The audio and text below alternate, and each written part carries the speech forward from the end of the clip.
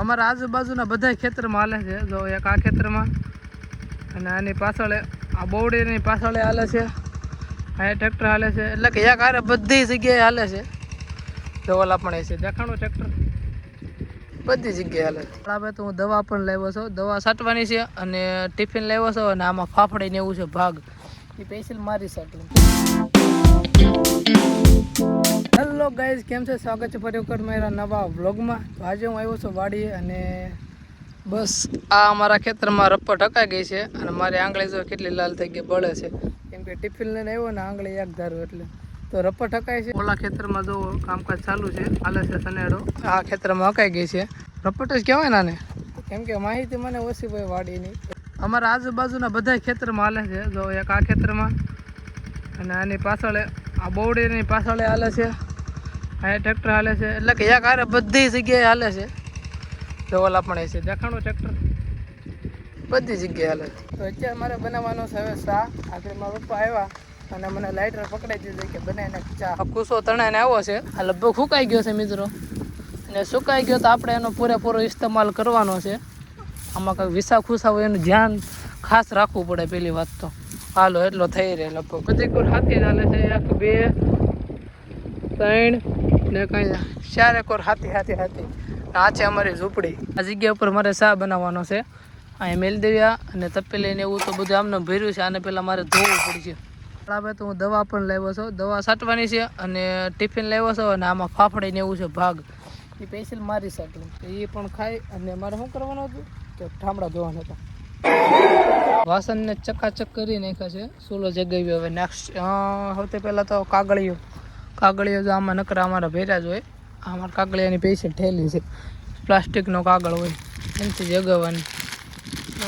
આ તો નહીં હાલે, બીજો ગોતવી. ગાઈસ ચા મેલી દીધો છે અને અહીંયા ધુવાડો દેખાય. ફૂગ જો ઓટોમેટિક લાગશે, લાગી જાય ભાઈ, દરેક કામથી આમ કરવું પડે.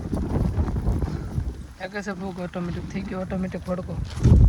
ટેકનોલોજી કહેવાય. આ અંદર નાખી દેવી. આમાંથી હું દૂધ લેવા ઘેરેથી એ નાખી દેવી અને હાથીવાલા પણ ભેગું છે. લગભગ તો કેટલી ઉથલ છે ખબર?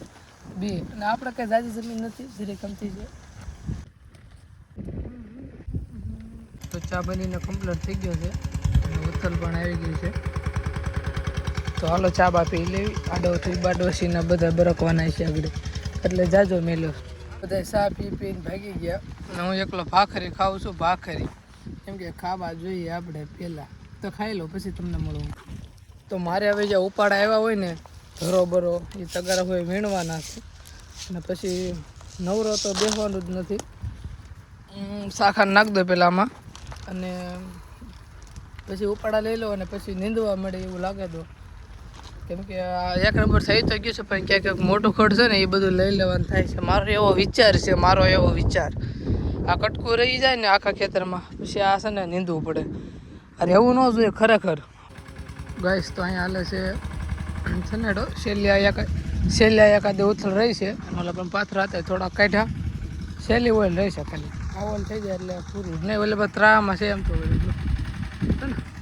હા અમારે પાડોશી છે, દવા લેવા ગયો હતો ને એની ઘરે મળે છે અમારા ગામમાં. એ લઈ આવ્યો પછી બતાવી આવ્યો કે આમ છે તેમ છે. મારા કાંઈક ડાઉટ હતા, ડાઉટ ક્લિયર કરી આવ્યા અને બસ હવે દવા મેળા પગ મળશે તો સાચશું. હાથે હકાઈ ગયો છે ને ઓલું વહી ગયો સનેડો. બપોરના 12 વાગી ગયા છે અને દવા છાંટવાનો મેળ એક પપ જગ્યાએ કર્યો છે. તો હું બધાની વાડ ઠેકીને જાઉં છું. તો અમારા પાડોશીનું છે ઝટકો ચાલુ કરીને વહી ગયા ને ઘેરે પગે. તો વાડીએ છે એટલે કાંઈ પ્રોબ્લેમ નથી, આણે હાંકી નાખ્યું બધું. તો આમ ઊભો રહેવાલા પણ પપ ઘેરે લઈ જવાનું છે. ઘેરે લેવા મેળ આવી જાય તો સારું. તો બપોરે ખાઈને તરત છાંટો મળવી. 4-5 પપ જ થાય છે, નથી જતું.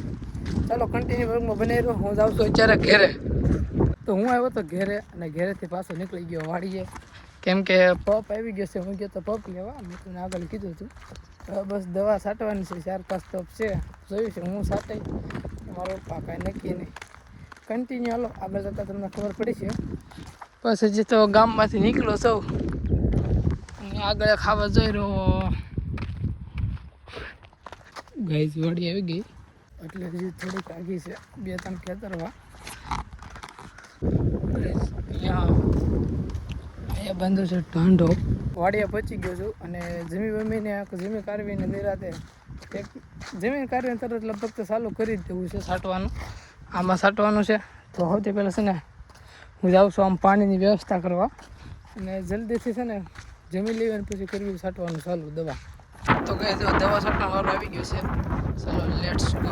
દવા છાંટવાનું તમે ચાલુ કર્યું પણ ઓલો માપ્યો આવે ને એ દેખાઈ ગયું શું માપ્યું નથી લાગતું. અહીં ક્યાંક ગોતું માપ્યું ઓલો દવા આમ બતાવી ગયા ને થોડોક ડાઉટ હતો ક્લિયર કરવા ગયા ને આ ના એ છે માપ્યું આગેથી ભાડ્યું છે ને એવડો એ છે. તો માપ્યું છે ને આ પડી રહ્યું જ્યાં કોંટી હતી ને એ જો તો ફાઇનલી આવી ગયું છે માપ્યું. તો હાલો હવે સટક્યું જલ્દી દવા છાંટવા. તો ગાઈસ દવા છાંટવાનું થઈ ગયું છે ચાલુ અને પપ છે મારી માથે. હાય બાપા બી પડે જિંદગીમાં પહેલી વાર દવા છાંટું છું જિંદગીમાં સાઈટી નથી અને વલોગ હારે ઉતારું છું. બાપા મૂકશે બે આગળ બંધ કરી હાલ.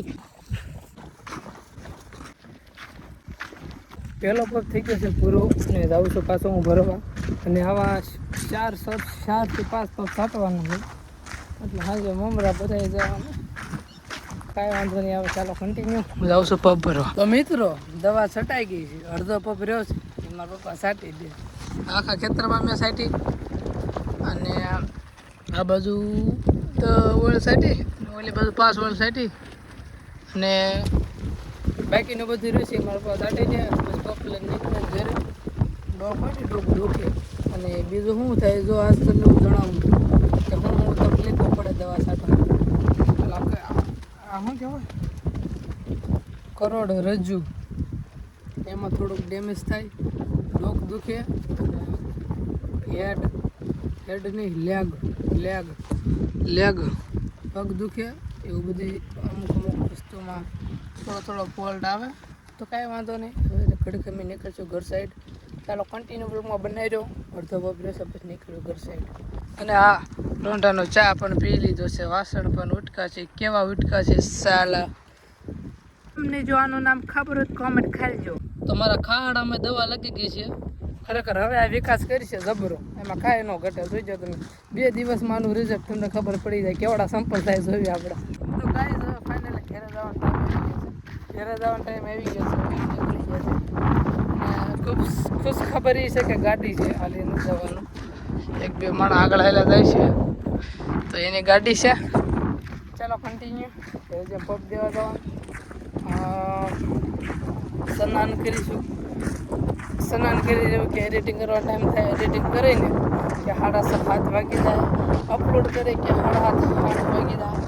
8 વાગીને થાય દૂધ લઈને આવે ને ત્યારે જમીન પછી બહાર નીકળે પછી રાજા પછી રખડવાનું. વાડીએથી તો ગાઈસ વહી આવ્યો છું હું ઘરે અને કમ્પ્લીટ થઈ ગયો છું. સ્નાન પાન કરીને પપ દેવા જવાનું પપ દઈ આવ્યો અને અત્યારે હું બેઠો છું મારી જગ્યા ઉપર કેમ કે મારે કરવાનું છે એડિટિંગ. તો ગાઈસ પહેલાં હું એડિટિંગ કરી નાખું પછી તમને મળું. ને વાગ્યા છે 3 છે કેમ કે હજી 5 જ વાગ્યા.